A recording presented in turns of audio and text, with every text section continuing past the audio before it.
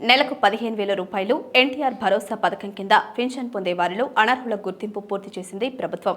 15,000 రూపాయలు పెన్షన్ తీసుకుంటున్న వారిలో 24,091 మందిలో 7,256 మంది అంటే దాదాపు 30% మంది పూర్తిగా అనర్హులని తేలినట్లు తెలుస్తోంది.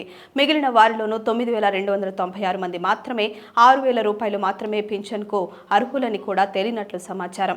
గత ప్రభుత్వ హయాంలో కొందరు డాక్టర్లు, మధ్యవర్తులు కుమ్మక్కై ఇష్టారీతిన దివ్యాంగులకు అందించారు. ధ్రువపత్రాలు ఇచ్చినట్టు ఫిర్యాదులు వచ్చాయి.